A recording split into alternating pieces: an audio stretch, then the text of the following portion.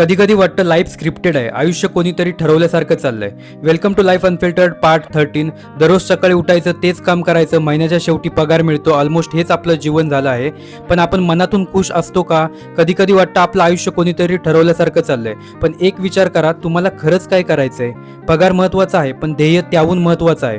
ध्येय असेल तर कामात मजा येते, जगायला कारण मिळतं. या धावपळीच्या जीवनात सगळ्यांच्या लाईफमध्ये काहीतरी टेन्शन आहे. कोणाला एज्युकेशनचं टेन्शन आहे, तर कोणाला जॉबचं टेन्शन आहे. काही जण बोलतात मला जॉब मिळत नाहीये, तर ज्यांच्याकडे ऑलरेडी जॉब आहे ते बोलतात पगार चांगला नाहीये. ज्यांना पगार चांगला असतो ते बोलतात माझी ग्रोथ होत नाही, प्रमोशन मिळत नाही. मी एवढंच बोलेन, फक्त पगारासाठी जगू नका, स्वतःसाठी जगा, तुमच्या स्वप्नांसाठी जगा. कोणाला स्वतःचा बिझनेस सुरू करायचा आहे, तर कोणाला कलाकार व्हायचा आहे. कोणतंही स्वप्न छोटं नसतं. ध्येय ठेवा, मेहनत करा आणि स्वतःवर विश्वास ठेवा. पुढे जाऊन तुम्ही खूप पैसे कमवाल, चांगली नोकरी लागेल आणि चांगला पगारही मिळेल. पण समाधानी आयुष्य जगायला शिकलं पाहिजे. खूप ठिकाणी मनी मॅटर करतो, मी डिसॅग्री करत नाही, पण आयुष्यामध्ये एक वेळ अशी येईल जिथे आपण जीवनातील सुख, शांती, समाधान हे पैशाने विकत घेऊ शकत नाही. कारण शेवटी माणूस मेल्यावर लोक त्या माणसाच्या पैशांपेक्षा तो माणूस मनाने कसा होता आणि त्याने किती चांगली कामे केली होती हेच लक्षात ठेवतात. माझे विचार आवडत असतील तर फॉलो करायला विसरू नका.